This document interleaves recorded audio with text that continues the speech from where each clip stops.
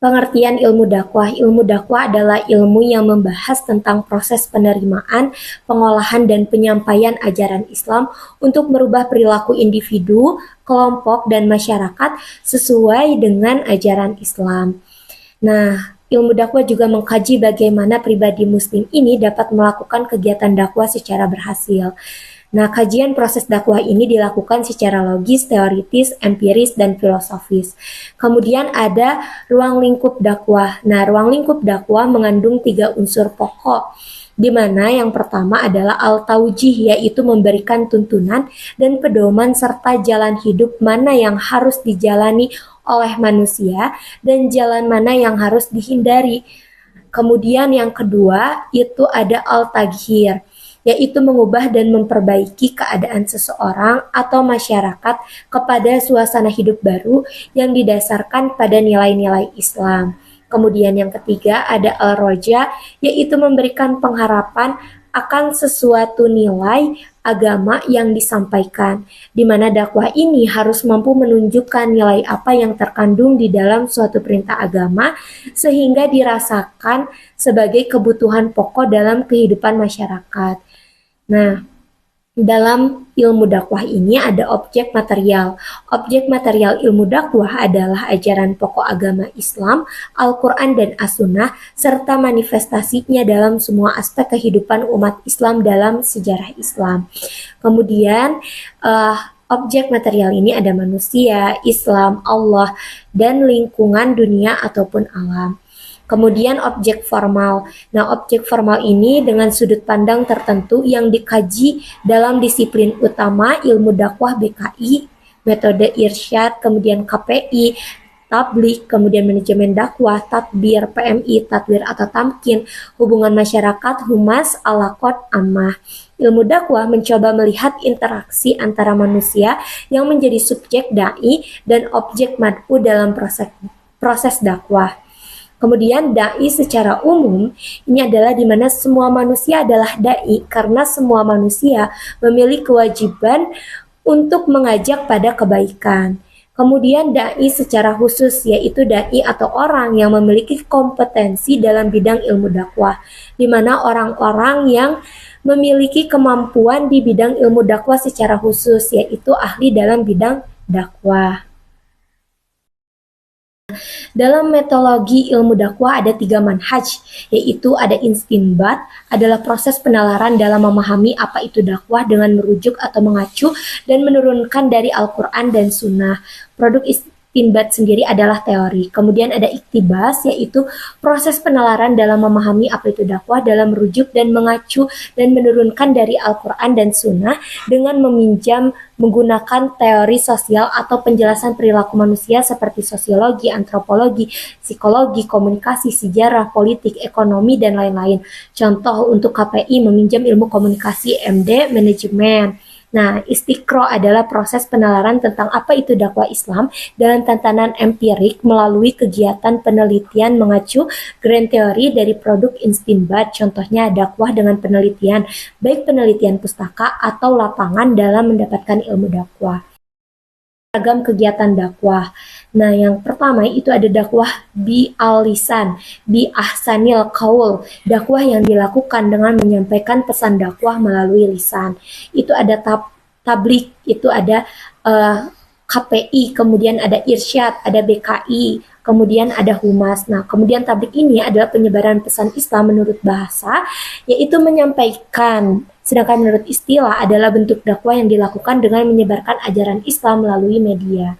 Nah, objek dakwah ini, tablik ini bersifat massal, yang subjeknya disebut mubalik, objeknya disebut mubalok.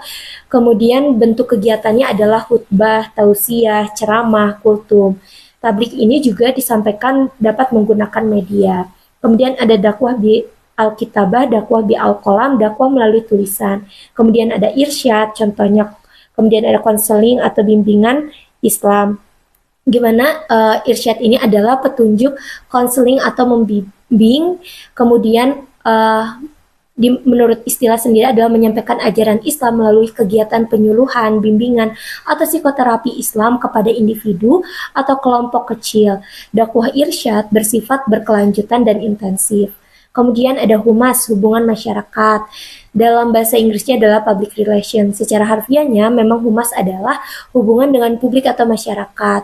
Nah, dengan humas maka dapat mempromosikan ide, meyakinkan audiens, kemudian bagaimana mendukung sebuah posisi gitu.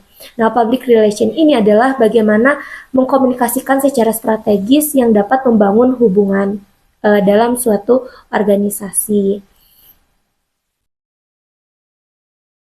Kemudian dakwah bi al-hal atau di ahsanil a'mal. Bagaimana menyampaikan ajaran Islam melalui tindakan nyata atau perbuatan atau memberikan contoh. Contohnya adalah tadbir. Tadbir di sini adalah contohnya melalui manajemen dakwah. Kemudian tatwir atau tamkin, ini ada pengembangan masyarakat Islam. Kemudian ada MHU.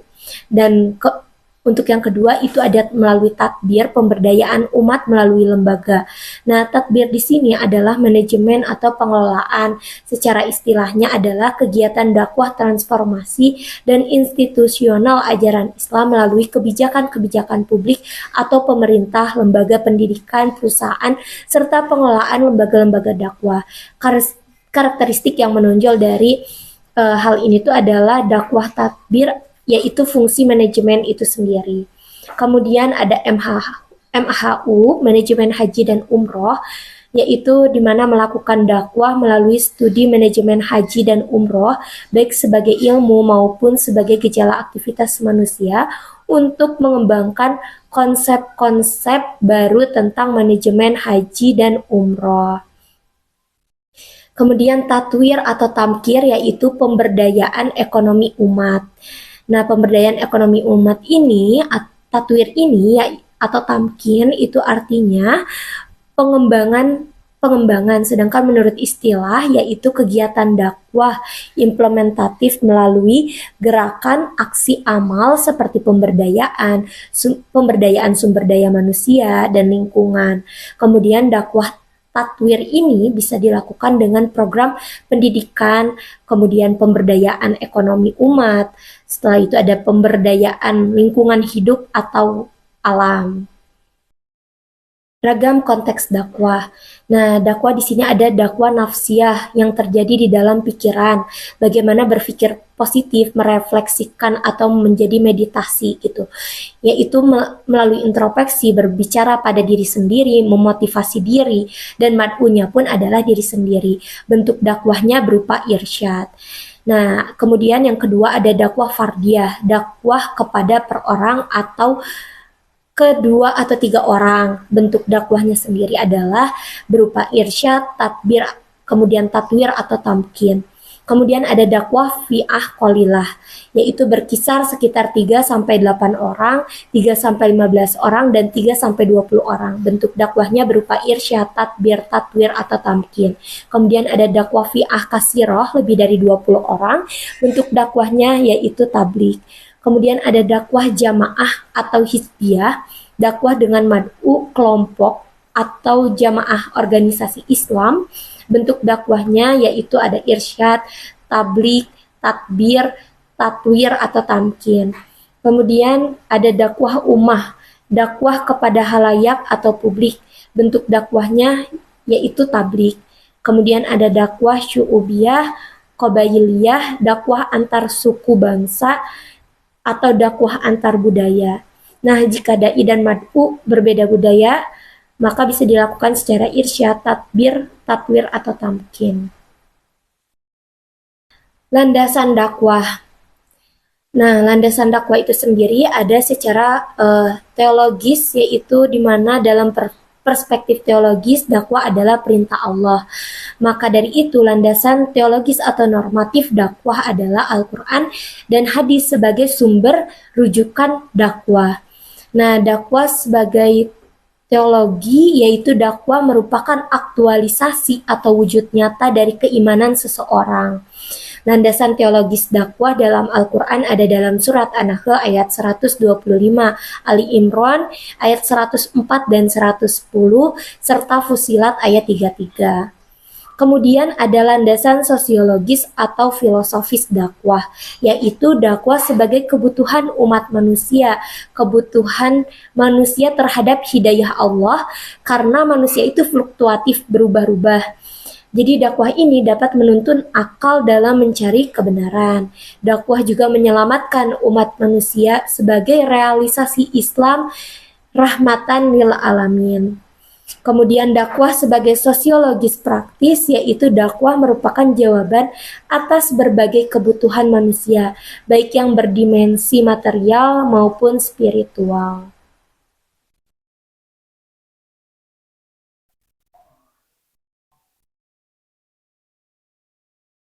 Berikut beberapa ayat yang menjadi landasan dalam berdakwah.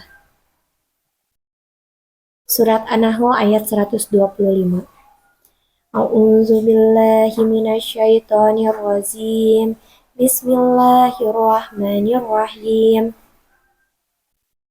Ud'u ila sabili rabbika bil hikmati wal mau'idati hasanah wajadilhum billati hiya ahsan. Inna rabbaka huwa a'lamu biman dhalla an sabilihi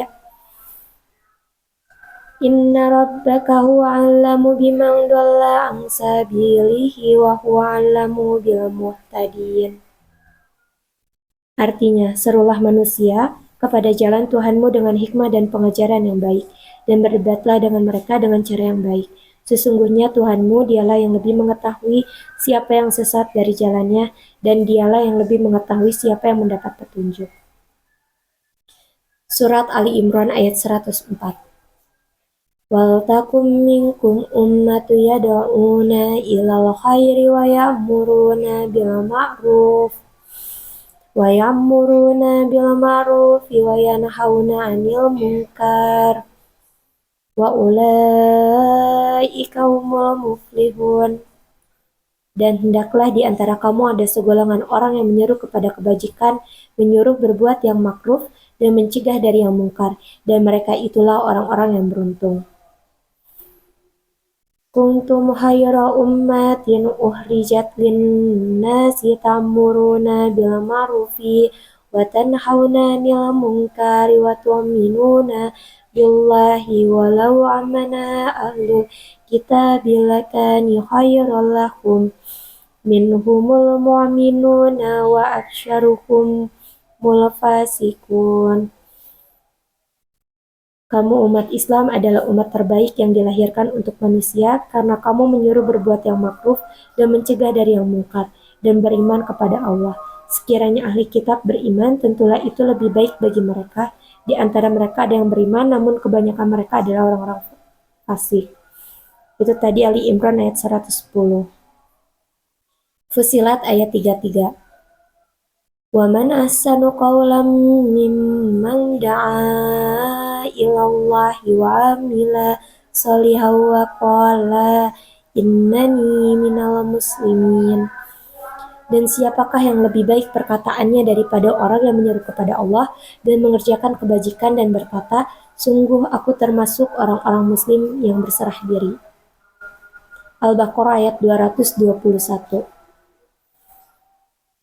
Wala tankihul musyrikati hatta yu'minna wala matum mu'minatun khairum min musyrikati walau a'jabtakum wala tunkihul musyrikina hatta yu'minu wala abdum mu'minun khairum min musyriki walau ajabakum ulaika yad'una ilan nar wallahu yad'u ilal jannati wal maghfirati bi'izni wa yubayyinu ayatihi lin-nasi la'allahum yattazakkarun.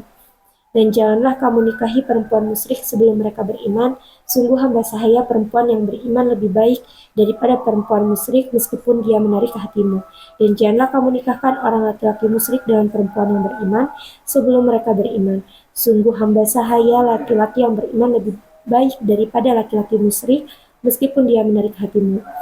Mereka mengajak ke neraka sedangkan Allah mengajak ke surga dan ampunan dengan izinnya. Allah menerangkan ayat-ayatnya kepada manusia agar mereka mengambil pelajaran.